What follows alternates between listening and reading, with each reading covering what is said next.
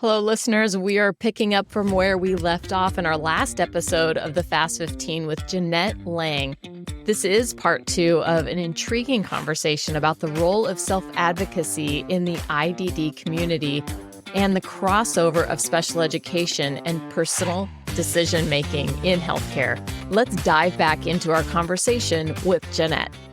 Let me ask you this. At what stage would you have wanted Sam to start learning the skills that you know he now needs as he's in his 20s? I think with him, I think he was about 14. Okay. 14 or 15. I think before then he used an iPad. He liked to watch a lot of videos on it. So it's all what they're ready for. Like at that point, he liked to make videos. Like it's all, I wouldn't let my typical 14-year-old go on just things that he wanted to do on the internet. So you have to be able to set your parameters and what do you want him to watch on YouTube. He had no social media. It was 14, he was starting to get interested. 16, he got a phone and it was an iPhone. And from there, you always have to make sure you monitor and see, because there's people send you stuff or you go into the wrong website. We've all done it and you don't want anyone to. Just knowing when they're ready for the different tools, the different applications and things like that.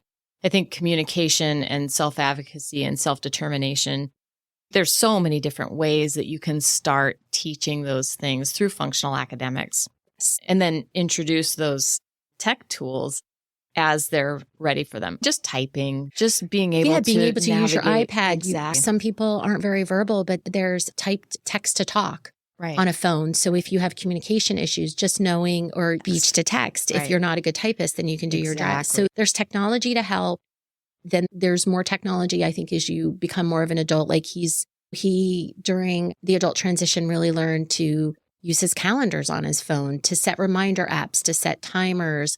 He learned to navigate the bus system, and he did that through technology because you really can't find a map anywhere. No, you can't. So you need to be able to access 100%, those things. Yes. You can't, if you need to, if you're setting up Dial-A-Ride or you want to access the transportation, you need to be able to use that. And they have all these social networks and people that follow them, and you still have to teach them about safety. And Sam said something to me the other day. Do you know what catfishing is? I was like catfish and catch a cat. And he's, that's when somebody online pretends to be somebody else.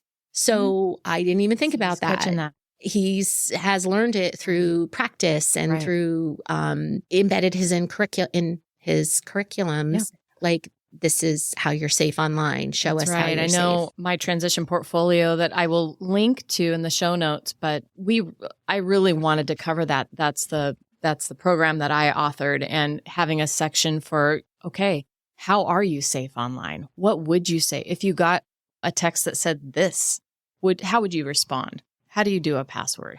A lot of those practical skills that really are a part of the whole transition process.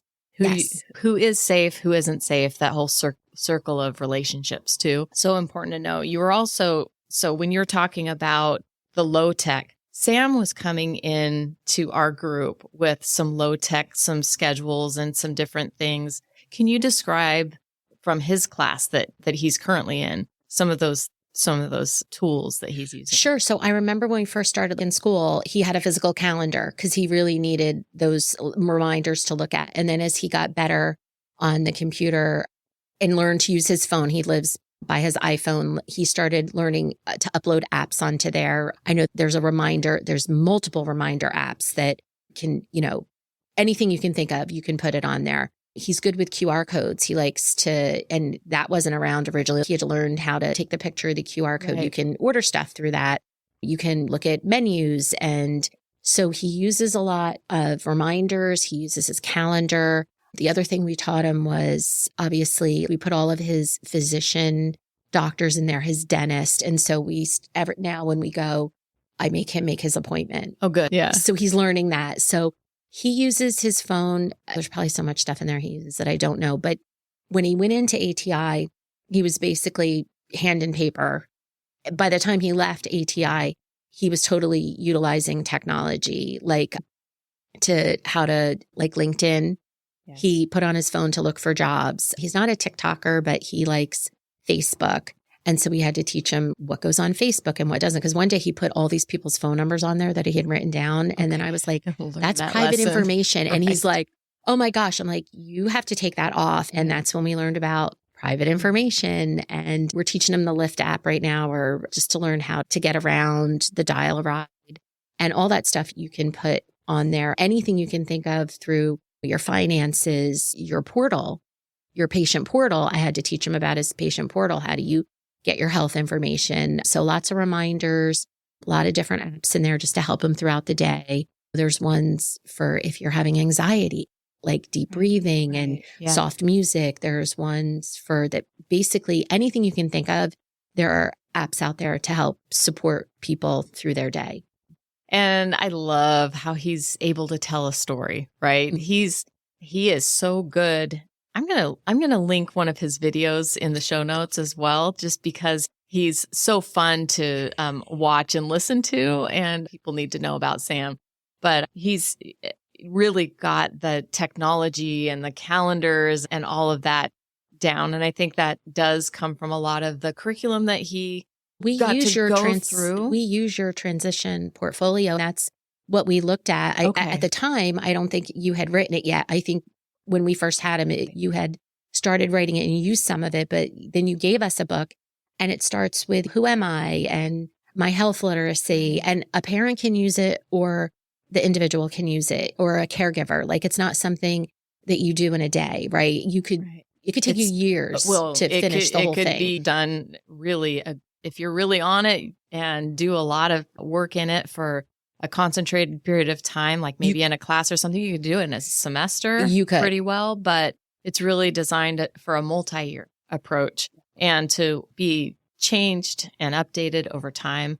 But starting out with what the big dream is for life after high school. And that all goes into self-determination, right? Like if you don't think about it and talk about it, how can you dream it? I think it's a great curriculum or starting place for a parent, for a caregiver, for a para, for just people to look at. If you're not sure where your kiddo is going to be and you need to start somewhere, it's a great place to start because there's lots of things I didn't think of. And there's a lot of great things in there. I know you have some photography things for kids that maybe aren't that verbal. Draw me a picture, take a picture, cut it out, like paste it. So you don't have to be all verbal or even know, like you can do parts of it. And as your child develops more and can think more about what their vision is, like you can go back to it. And really the whole idea is that the young adult, with hopefully not being too supportive, if support is needed, absolutely. Somebody can be a scribe or somebody can walk through, a parent or caregiver walk through it. But the idea is it's their voice, what they want. And being able to take that to an adult service agency, to DVR, to DDA, to home environment where they're going to be living. And that's why technology right now is one of the big things that are being looked at, because you have to look at user end capability. And I know the ARC and the FCC and some other places are looking into how do we make sure everyone has technology? How do we pay for the technology? What is technology? Because that has really changed. What supports our people? And we know during COVID, as people lost their caregivers and couldn't access transportation, a lot of people with disabilities were left behind. They really didn't have the support, and a lot of things happened. And through that, some of what they learned was the QR codes, the smart homes, Siri for people that are blind, the apps on even your Kindle to read to you. Once they had all these things set up for them, they could be independent. But you have to teach it first, right? This is your transition. This is foundational skills. Foundational skills. This is why it's so important. You have to teach it. You have to make sure they learn it. They have to practice it. And then they have to be able to troubleshoot and have someone there for them. So what do you see for the hope for the future with all that you're studying through this fellowship that you're doing, your thesis, and where do you think things are heading? What's ideal? Where do we need to be? There's about 25 other women in this group all over. Some are outside the U.S. We're working with nurses in Ireland that have embedded the IDD curriculum into teaching. Like there's nurses that just go and learn about the disability community, and that's all they support. So we're trying to model this program. We're trying to make sure that if you're a doctor, if you're a pharmacist, if you're a dentist, if you're a nurse, you're getting the education you need to support young adults with disability in the hospital setting, in the community setting, and understand their unique needs and set up healthcare that meets them where they are. All about nothing about me without me. I think I said that. Nothing about me without me, I think is the new thing. Like and we have more self-advocates coming out and saying what they need. Like we have. Don't talk about me. Talk with me. I might have said that about wrong. Me. Right? I don't know. I know there's a catchphrase that if you're gonna make these decisions, then I want to be a part of it. And I see that because Sam, he's super verbal, but he wasn't always. Right. At one time, he was nonverbal. Right. He signed and used PECs, and then throughout the years, even at 9 compared to 12, compared to how you see him now, he could talk way more than I could and hold a conversation. But not everybody with a disability is that verbal, right? So we have to make sure all the people are supported wherever they are, however they're impacted. So even Sam can say what he needs, but he doesn't speak for all people with autism, right? He's just, everybody's voice needs to be heard. Exactly. So that's my hope is everyone's doing different projects. Some people are looking at curriculums. Some people are looking at having more support from the school nurses with families. Which was my next question, or which one of the questions is how are school nurses doing with our IDD population? I think they're getting better, but I think like everyone, they don't get the education. I think it's a specialty, and I think they see kids with diabetes, and they see kids with a school nurse. They're amazing. They see so many things. Yes. Like in a day, they have a bleeder, a vomiter, a physical, right? Somebody who's physically hurt, someone coming who's mental health. Like they have to have a hat that does it all. So I think we need more education and support. Yes. And really, I think school nurses need to be more involved in the IEP process. I don't know if we as special educators always include them as much as maybe did do speech, but they have a huge impact. They really do. They need to know the protocols that we have in place for our students we're supporting and serving. And we need to be able to have those conversations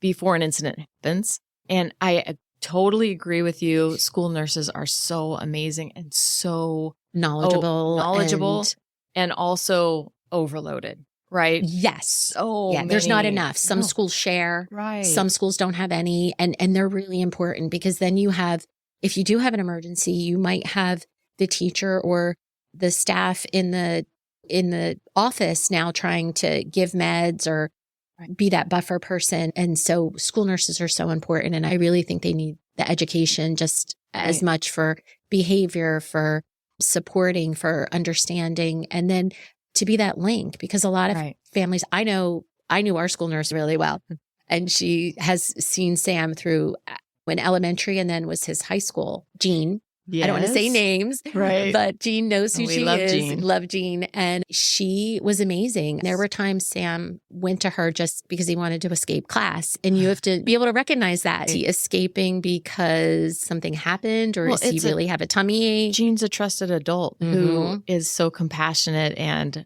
available and a great relationship and a part of the IEP team, right? Very important role that she played. And so I totally agree with you. Having a student as young as possible coming to the IEP team, coming to the table, having the school nurse there and all the other players. And I know we're stretched so thin. Oh my God, you guys are amazing. And trying to find the time to do that. But when it happens, it's so powerful. And those are the things that really teach our young adults, look, self-advocacy at the table to say what you want and need, not just in your education, but in your healthcare as well. Absolutely. And I think their role, especially, and I think parents really trust school nurses. Not that they trust everyone, but I think school nurses too are very trustworthy, and families tend to go to them for their information. So if they're loaded with really great information, they can help those families access Social Security, or if they're having issues where they need OT or PT or supports outside of school. A lot of times they're the ones that know about or given the information about the ARC of Snohomish or King County, or I've always would send, and I think I probably still send you stuff today of community gatherings. And remember, we did the whole thing about Social Security where the school nurse, if they have the correct information and they have the correct support, can write a letter to help them transition at 18 or help them as you're going to be an adult now. And this is your health. Right. This is because health is just an important thing too. And we need to make sure. Personal, and people are so empowered when they have a good handle on people aren't doing something to me. I'm participating in my own healthcare decision and having the personal commit or the personal investment and then the agency to be able to make decisions for yourself. Absolutely. And I think that's one part that parents tend to take care of their children's healthcare for longer. We do, but I think the earlier we start people on that healthcare journey and understanding their own diagnosis, what that entails. If you have a seizure disorder, you would know about your meds. If you were diabetic, what do you need to eat? So exactly. How do you stay healthy? Exercise. Right. Mental health is a big one. We need to talk about that and make sure people understand what they have or where to get help. Yes. And I don't think our kids always know that because there's always something else we're trying to do during the day, right? We're just trying to get through with learning. And there's so much coming at us all the time. And that's one thing you can control is your own health. Yes. Yeah.